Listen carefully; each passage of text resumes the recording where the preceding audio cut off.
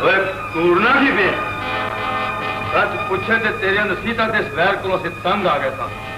ओए हुण ते खुश हो जा, आज जैसा वैर मुकान दी पहल कर दी। अपनी फिल्म के लिए खुशकिस्मत साबित होना, कामयाबी की वजह करार पाना, ठाठे मारते हुए अवाम के समुंदर को हासिल करने के लिए सिर्फ नाम ही काफी होना तो समझ में आता है, लेकिन पाकिस्तान में एक ऐसा अदाकार भी गुजरा है जिसने अपने साथ जुड़ने वाले हर नाम को नामवर बना दिया, जिसकी हर फिल्म के लिए अवाम का समुंदर उमड़ आता था और इस फिल्म का हर सितारा उस सूरज की चमक से चमक उठता था। दूसरों के लिए वो किस कदर जरूरी था, किस कदर खुशकिस्मती का बायस था और किस कदर लाजमी था, हक्काइक से साबित होता है कि अजीम सुल्तान राही को पाकिस्तान फिल्मी सल्तनत का सुल्तान क्यों कहा जाता है, जिनका सिर्फ नाम ही काफी था। आज की इस वीडियो में हम आपको बताएंगे कि सुल्तान राही का स्टारडम सिर्फ अपनी जात तक महदूद नहीं था, बल्कि उनकी वजह से कई एक दीगर फनकारों की कामयाबी उनकी मरहून मिन्नत थी, जिन्हें बाद में सुपरस्टार कहा गया। नंबर 1,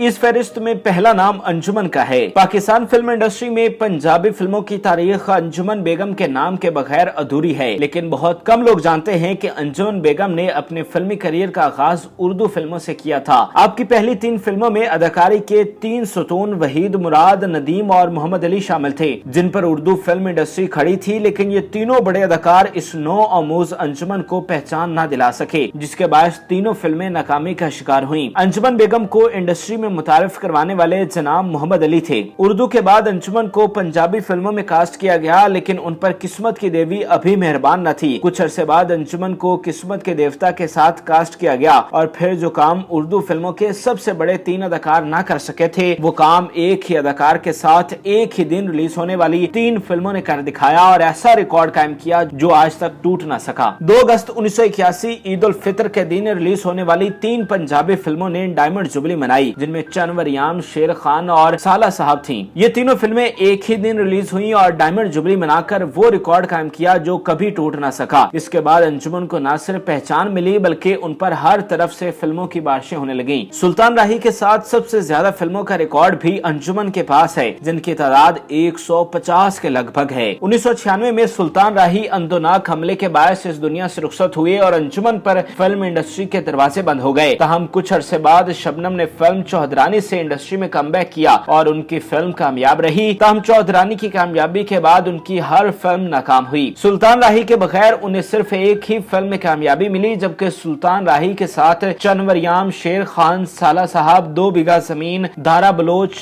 मेला, कैदी, अल्लाह रखा, रुस्तम खान, मलंगा, खानदान और जनरल समेत एक लंबी फहरिस्त है।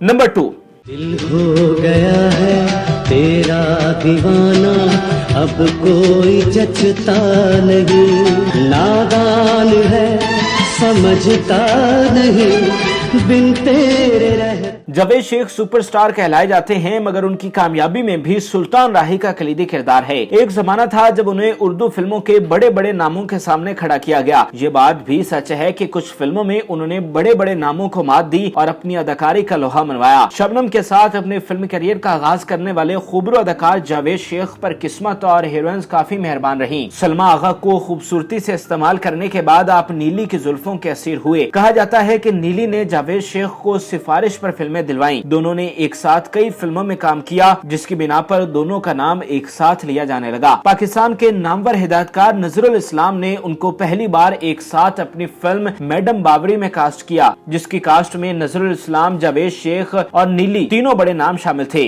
फिल्म तैयार पड़ी थी, लेकिन कोई भी डिस्ट्रीब्यूटर फिल्म उठाने के लिए तैयार नहीं था। बेचने वालों ने कहा कि एवर न्यू पिक्चर्स की फिल्म है, लेकिन कोई भी खरीदने पर राजी न हुआ। कहा गया कि ये फिल्म नजरुल इस्लाम की है, जबकि कास्ट में नीली और जावेद शेख हैं। ये सुनकर भी किसी ने हामी ना भरी, जिस पर एवर न्यू पिक्चर्स ने एक तरकीब सोची कि क्यों ना सुल्तान राही को कास्ट किया जाए। हंगामी बुनियादों पर सुल्तान राही के लिए फोकी शाह का एक छोटा सा किरदार तख्लीक हुआ। फिल्म की कास्ट में सुल्तान राही का नाम आया। तारीख गवाह है कि फिल्म न सिर्फ हाथों हाथ फरोख्त हुई, बल्कि कामयाबी से भी हमकिनार हुई। इसके बाद 90 की दहाई में जावेद शेख ने सुल्तान राही की पंजाबी फिल्मों में सेकंड और थर्ड कैरेक्टर्स भी प्ले किए और काफी शोहरत कमाई। नंबर 3,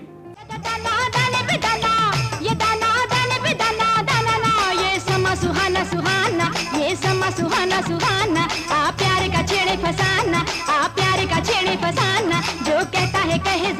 इस फहरिस्त में मारूफ अदाकारा रीमा भी शामिल हैं, जिनके डावाडोल करियर को सुल्तान राही ने ऐसा सहारा दिया कि फिर उनकी प्रवास को कोई और नहीं पकड़ सका। रीमा और शान ने अपने करियर का आगाज फिल्म बुलंदी से किया, जो कामयाब रही। फिल्म में रीमा और शान की शक्ल में नई जोड़ी मुतारिफ हुई, लेकिन जल्द ही ये जोड़ी यकसानियत की वजह से बदतरीन नाकामी का शिकार हो गई। शूमिय किस्मत के रीमा को थर्ड कैरेक्टर्स मिलना शुरू हो गए, जबकि शान हालात से दिलबर्दाश्ता होकर अमेरिका चले गए। उस वक्त रीमा के लिए सुल्तान राही और शान के लिए सैयद नूर फरिश्ता साबित हुए। रीमा की मुसलसल नाकामियों का सिलसिला पंजाबी फिल्म माजू से टूटा। फिल्म माजू सुल्तान राही, गुलाम मुहिउद्दीन और हिदायतकार सूदी भट्ट की पेशा वराना सलाहियतों के बायस जबरदस्त कामयाबी से हमकिनार हुई। इस तरह रीमा की सोई हुई किस्मत भी जागी। इस फिल्म में रीमा का किरदार एक शो पीस से बढ़कर नहीं था, ताहम वो कामयाब रही और फिर सुल्तान राही के साथ कई एक फिल्मों में नजर आई।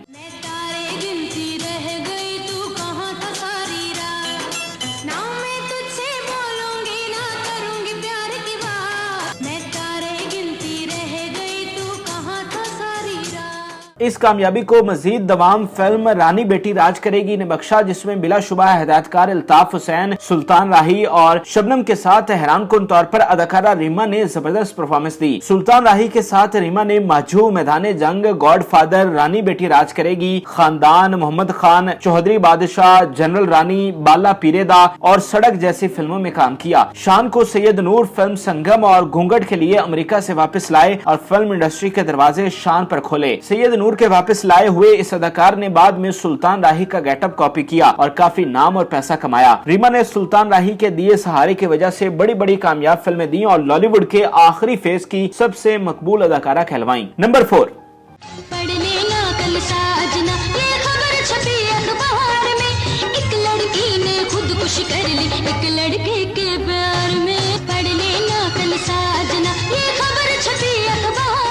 सुल्तान राही के नाम से कामयाबी पाने वालों में रैम्बो साहिबा भी शामिल हैं। फिल्म हीरो की कामयाबी के बाद अदाकारा निशो जान चुकी थी कि उनकी बेटी साहिबा के करियर का दारोमदार मुकम्मल तौर पर जॉन रैम्बो के गिर्द है। एक रात निशो बेगम जॉन रैम्बो और साहिबा को साथ लेकर सुल्तान राही की रिहायशगाह पर गयी और कहने लगी कि राही साहब, आप तो जानते होंगे कि ये अफजल खान जॉन रैम्बो है, इसके सर पर हाथ रख दें। और फिर जॉन रैम्बो और सुल्तान राही की पहली मुश्तरका फिल्म गुरु चेला सामने आई, जो सुल्तान राही ने अदाकारा साहिबा की वालिदा निशो बेगम की दरख्वास्त पर साइन की थी। जॉन रैम्बो फिल्म मुंडा बिगड़ा जाए से बेपनाह शोहरत मिलने के बावजूद सुल्तान राही की पंजाबी फिल्मों के मोहताज रहे। सुल्तान राही के साथ उनकी पंजाबी फिल्म चौधरी बादशाह बेहद पसंद की गई। जॉन रैम्बो और रीमा की जबरदस्त परफॉर्मेंस से सजी इस फिल्म का टाइटल सुल्तान राही और उनके साथ किरदार साइमा ने अदा किया था।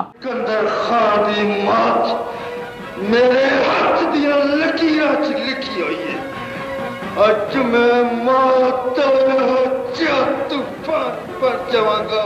कितने अदाकार थे जिनको पहचान सिर्फ सुल्तान राही से मिली, कितने नाम हैं जो सिर्फ सुल्तान राही के नाम से नामवर हुए। मुदर्जा बाला वो फहरिस्त है जो वक्त के सुपरस्टार बने। इसके अलावा सुल्तान राही की वजह से हजारों चूल्हे जलते थे, कई लोगों का रोजगार उनके वसीला से था, जिसका मुंह बोलता सबूत सुल्तान राही के जाने के बाद स्टूडियोज की वीरानियां थी। हाय, कैसा वो शख्स था कि जिसके जाने से इतनी बड़ी इंडस्ट्री जमीन बोस हो गई। शायद उन्हीं के लिए ये शेर बिल्कुल फिट आता है कि बिछड़ा कुछ इस अदा से कि रुत ही बदल गई, वो एक शख्स के पूरे शहर को वीरान कर गया। हमारी दुआ है कि अल्लाह ताला सुल्तान राही को जन्नतुल फिरदौस में आला मुकाम अता करें। नाज़रीन, उम्मीद करते हैं कि आपको हमारी ये मालूमाती वीडियो पसंद आई होगी। मजीद अच्छी वीडियोस के लिए हमारे चैनल को जरूर सब्सक्राइब कीजिएगा और बेल आइकन को जरूर प्रेस कीजिएगा ताकि हर नई आने वाली वीडियो आप आसानी देख सकें। और इस वीडियो से मुतालिक भी कमेंट में अपनी राय से जरूर आगाह कीजिएगा। हकीकत तो सिर्फ रब दी जात जानती है जनाब, मौला ते बस खड़ा करना जानता है। मैं पूछना तू की जानना है? ओ मौला की गवाही मौला ही दे सकता है।